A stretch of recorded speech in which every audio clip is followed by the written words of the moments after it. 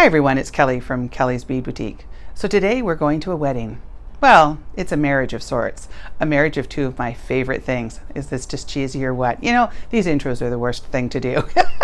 Anyway, so today we're going to be putting together my two favorite things, pearls and leather. If you want to see what I've created, come and join me.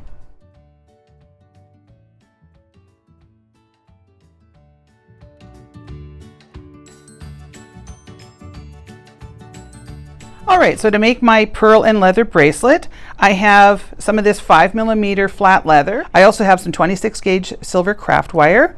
We're going to be using glue today, and I've got a couple different ones that I can show you, but for today we're going to use Loctite. I also have a clasp and some jump rings. I have some freshwater pearls, and I have some end caps. And as far as tools, we're going to be using our cutters, our chain nose pliers, our bent chain nose pliers, and a pair of scissors. So let's get started. The first thing that we have to do is determine our length. So I'm going to cut about 6.5 inches of my leather. Now I have to determine where I'm going to start making my bracelet. So I need to start this at about 2.25 inches. The length of the pearls with the wire and everything like that is about 1.75 inches. So it does require a little bit of math, but I literally just took a calculator and calculated about where I should start. So today we're going to be starting at about 2.25 inches on this. So I've cut myself about 24 inches of my 26 gauge wire. So I'm going to find my mark where I need to start, which is about 2.25. And I just sort of place my thumbnail on there. Now I don't want to push down because this will leave a mark if you do that. So I'm going to leave about 1 inch or so. I like to have something to grab onto. And I'm going to do about 3 or 4 wraps. So you can make this your own and kind of do whatever you want. So the first one actually kind of ends up included as a wrap. So I'm going to do 3 more. So I'm going to go 1, 2, 3. And I want those nice and tight and close to each other. So you can see when I'm pulling it around, I am pulling fairly tight.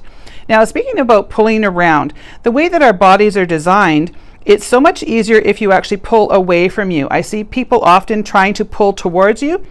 After you watch this video, try it yourself. Take your hand and try and go away from you. You'll see how much easier it is than trying to come towards you. We don't have as much strength when we pull towards. So always make sure that when you're starting your wrap, you're pulling away from you, and you'll find it a lot easier to make your jewelry. Now the pearls that I'm using today actually have a flat side on them, which is what we want. I'm not sure if you had round pearls if it would work, but in the kit that we're going to give you, if you purchase one, you will get pearls that have flat sides on them to make it a little bit easier. Now they're not all going to be perfect. They're all not round. They all have like little bumps and all sorts of irregularities, but that's kind of what I do like about them. So now I'm going to take my wire and just kind of make sure there's no little kinks in it, and I'm going to take one of my pearls and pop it on there and bring it down to that wrap that I made. Now don't worry about that first little wrap, we'll clean that up at the end. So now what I want to do, and now the wire is kind of long so it gets caught up in everything, so I just take it and sort of decide which side I want it on. Yeah, that one's going to look the best.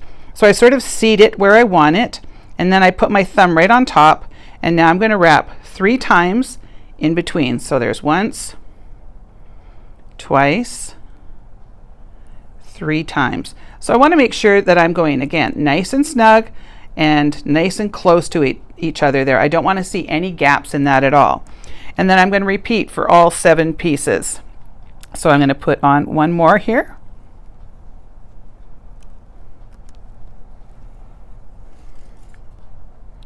And then I'm going to seat it on top of the bracelet where I want it. And I get it all nice and lined up, put my thumb on top, and then I start wrapping. So there's once, twice, 3 times. I'll show you one more, and then I'm pretty sure you're going to get how easy this is. So I'll put one more on here.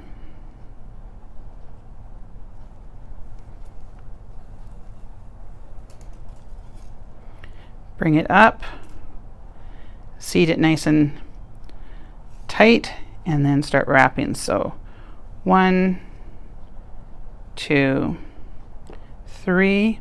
So now you can see that everything's looking nice and snug and nice and neat, and it looks just about as neat on the back, but I'll show you how we can clean that up. So I'm just going to continue on with the other 4 that I have, and then I'll show you how to finish this off. All right, so I've just put my last pearl on. So I am going to finish up my wrap. So there's 1, 2, 3. So I make it nice and tight. So now what we need to do is finish off the ends of this. So I want to make sure that everything's looking nice and neat and tidy on the back. So I'm going to just turn it over and I'm going to trim off this wire. So I want to make sure that I trim it about halfway, and then the same on the other side. Now because I've been playing with this a little bit and pulling it around, it has loosened up a little bit. So I'm just going to sort of re-pull that and then go at about the halfway mark and trim that off. Now I'm going to come in with my pliers, and I want to be careful that I don't smush anything, so I'm kind of offsetting. I don't want to be on top of that wire, so I'm sort of more on the leather. Like on this side, I'm more on the leather, and I just want to sort of burnish that down. Now if you can tuck it underneath there, see how I just sort of push that underneath? That's what you kind of want to do, is push that underneath. Now I like to have things looking the same on the front and the back, so you can just take your pliers and give those little kind of pushes together if you want. That's just kind of my little OCD thing. I like to have things looking nice and neat. So now on this one, the same thing. I'm going to sort of burnish that down a little bit. And then if I can kind of push it in there. Now it doesn't always want to go. I got a little lucky on one side, but I always get lucky on one side, and on the other it doesn't want to go. So I just make sure that it's in there nice and snug. So now you can see that those are all firmly seated on there, and we have nice neat wraps. So now I want to glue in my ends. Now I like using 2 different kinds of glue when it comes to leather. I like the Loctite super glue. It's a little bit more of a gel, and I find it much easier to use. You can also use the super new glue. I just find that I don't have as much control. The good thing about this glue is that it does dry a lot faster than this one. This one's a lot more expensive than the super new glue. So whatever one you can afford, these are the ones I like. You could also use E6000. The only one that I don't really like to use on leather is the GS Hypo, which you'll see me use on so many other projects. So just kind of play around with your glues and find one that works for you. So I like this one so much because you can actually just kind of squish some on the end. You see it's kind of a little gel. And then with these little end caps, you just sort of carefully, I line it up with my I hold my fingers down here so I've got some sort of balance there. Push it in. Make sure it's in there nicely. I've seated it down there nice and tight. And then I repeat on the opposite end. Now, of course, before you do this, you want to make sure that your bracelet is sized correctly. So everybody is going to have a different size bracelet, so I can't tell you what size to make this, but what I can tell you is that the finished piece this will add about 1 inch with what we're putting on, so you sort of have to do a little bit of math. Okay, so I'm just going to let that dry for a bit, and then I'll show you how to finish it off. Okay, so now we're going to add our toggle on the end. Now you've often seen in my videos, if you've watched them before, that I always like to put 3 jump rings on this end and 1 on that end. And the reason is you'll find it much more easy to get that through the end of your toggle. If you were only to put 1 on, it doesn't leave you enough room for flexibility. So always make sure that you factor that in when you're making your piece. So I'm just going to take my 1 jump ring and open that up, and I like to put my chain nose pliers on one side and my bent chain nose on the other, and then give it a little twisting motion. Run that through that end and pop that on, and then do up your jump ring. Make sure that your jump rings are nice and snug, so I just sort of jiggle them around until that gets on there nice and tight. Now on this end, I am going to open up 1 jump ring and place it through the bar and close that up nice and tight. And sometimes they don't want to close up right at the beginning, so I just sort of boss it in there. Place on another one. Do that up nice and tight. And then my 3rd and final one I'm going to attach to both pieces. So open that up, run that through, and place that on. Do it up nice and tight.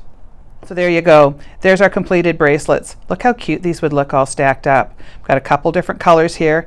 And we do have these in kit form on our website. You just go down into the description box and click on the link, and it'll take you directly to my website, and you'll get to choose your own color options. This is one of my new favorites. I am loving this one, and I think you're going to too. If you enjoyed this video, please make sure to give me a thumbs up. I really appreciate it.